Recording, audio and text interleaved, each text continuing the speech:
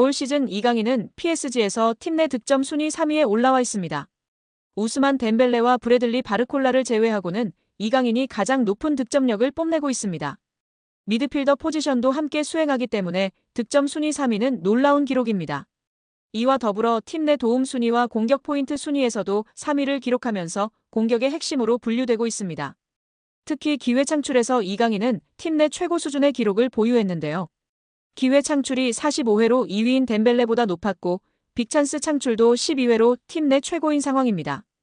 음바페 없는 PSG의 왕은 덴벨레인 줄 알았는데 뚜껑을 열어보니 이강인이었습니다. 또한 프랑스 현지 150만 대형 축구 유튜버도 이강인만이 파리에서 공격적인 전진 패스를 하는 유일한 선수라며 극찬을 아끼지 않았습니다. 그는 개인 방송에서 이강인이 엄청나게 좋은 킬패스를 찔러주지만 그것을 골로 마무리할 수 있는 선수가 없다며 안타까워했습니다.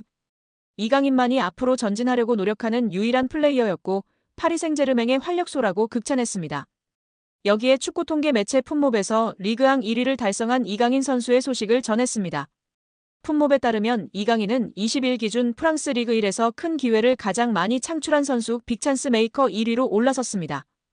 풋몹 통계에 따르면 이강인은 이번 시즌 리그앙에서 지금까지 총 11개의 기회를 창출해 가에탕 페렌과 함께 빅찬스 메이킹 공동 1위에 올라 있습니다. 그런 가운데 이강인은 도움 3개, 페렌은 5개를 기록 중입니다. 이강인은 올 시즌 PSG 핵심으로 활약하고 있습니다. 18경기 중 11경기를 선발, 7번을 교체로 출전했습니다. 6득점 3도움이라는 인상적인 활약을 보여주고 있습니다. 풋몹에 따르면 이강인은 6골로 팀 내 최다 득점 3위입니다. 또 득점과 도움을 합친 최다 공격 포인트도 9개로 3위입니다. 이어 팀 내 가장 많은 기회 창출을 만들어준 선수도 1위는 이강인입니다. 또 PSG 팬 선정 8월 이달의 선수, 이달의 골 8월, 11월까지 수상하며 팬들의 사랑도 많이 받고 있는 상황입니다. 결론부터 말씀드리면 스페인 매체의 망상이라고 생각이 되어지는데요.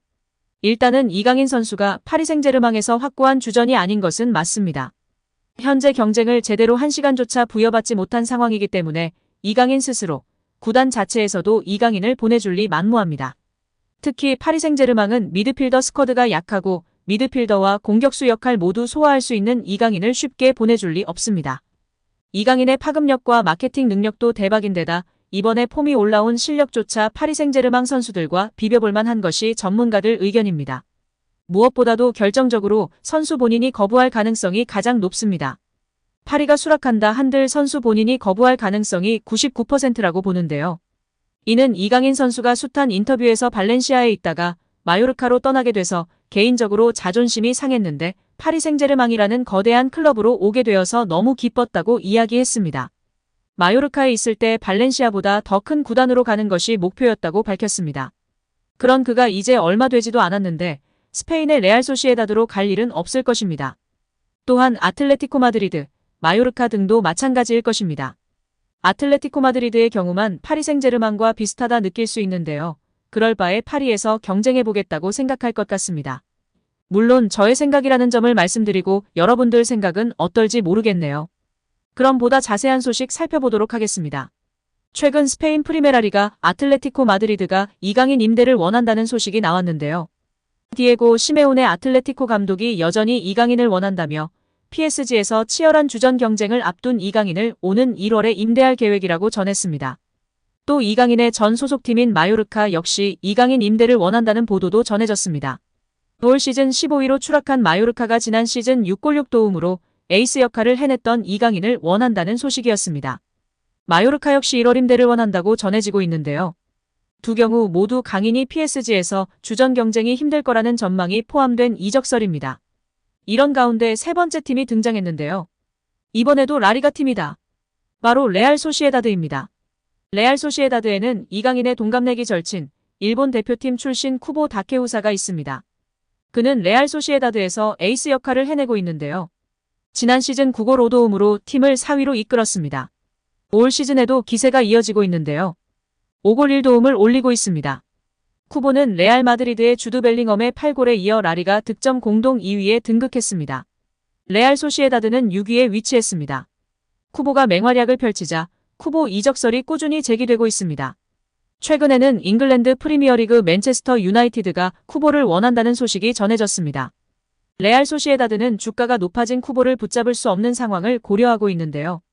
그 1순위가 바로 이강인이라는 것입니다. 쿠보가 레알 소시에다드를 떠난다면 이 공백을 메울 수 있는 적임자로 이강인을 주시하고 있다는 것입니다. 스페인의 엘고 디지털은 쿠보가 떠난다면 이강인이 레알 소시에다드의 표적이 된다고 보도했습니다. 이 매체는 이강인이 PSG로 이적한 지 몇 달도 되지 않은 시점에서 레알 소시에다드의 관심을 받고 있다. 쿠보가 맹활약을 펼치자 세계 최고 클럽들이 쿠보 영입을 노리고 있다. 이런 상황을 고려해 레알 소시에다드 경영진은 이강인을 눈독들이고 있다고 설명했는데요. 이어 이강인은 지난 시즌 마요르카에서 특별한 활약을 펼쳤다. 그는 라리가 최고의 선수 중 한 명으로 자리매김했다. 그런 재능으로 PSG로 떠났는데 그곳에서 기회가 거의 없었다. 리그 1에서 거의 경기에 뛰지 못했다. 레알 소시에다드가 이강인 영입을 노리고 있는 이유라고 덧붙였습니다. 그러면서 레알 소시에다드는 이강인을 활용하고 싶어한다. 쿠보가 떠난다면 그 위치에서 뛸 새로운 선수가 필요하다. 이강인이 레알 소시에다드에 완벽하게 들어맞을 것이다. 이강인은 라리가 경험이 있고 또 큰 미래를 가지고 있는 선수이기 때문이라고 강조했습니다. 이 매체는 PSG로부터 이강인 사인을 받기는 어려울 것이다. PSG는 이강인에 많은 투자를 했고 이강인의 능력을 신뢰하고 있다. 때문에 이적 가능성은 낮다고 볼 수 있다. 그래서 임대를 노려볼 만하다고 전했는데요. 이어 이강인이 이적이든 임대든 레알 소시에다드는 환영할 것이다. 그리고 지금 이강인이 원하는 것은 축구를 즐기는 것인데 파리에서는 그렇게 하고 있지 않은 것으로 보인다. 이강인이 레알 소시에다드에서 매력적인 축구를 즐길 수 있다. 이강인에게 더 좋은 일이다. 앞으로 어떻게 해결될지 지켜볼 일이라고 정리했습니다. 국회 문화체육관광위원회 강희정 국회의원이 국제축구연맹 피파에 최근 진행 중인 대한축구협회 국정감사에 대해 문의한 결과 피파도 한국 정부가 한국 축구의 좋은 거버넌스를 위해 감사하는 것인지 축구협회 회장 선출 조항이 민주적인지 검토 중이라는 답을 얻었다고 밝혔습니다. 강희정 의원실은 보도자료를 통해 피파의 답변은 대한축구협회가 그동안 누누이 강조했던 정치 개입 금지와는 조금 결이 다른 반응이라고 설명했습니다. 강희정 의원이 피파에 질의한 내용은 피파가 대한축구협회 제3자의 부당한 개입이 확인되면 징계를 받을 수 있다는 내용이 적혀있는 공문에 대해 국회의 축구협회에 대한 현안 질의와 문제부의 감사가 제3자의 부당 개입에 해당하는지 국회와 문화체육관광부로부터 축구협회 관련 정보를 받을 의향이 있는지 축구협회 회장 선거 규정이 독립성과 민주적 절차를 보장하고 있는지 제3자의 부당한 개입의 범위는 어디까지인지였습니다.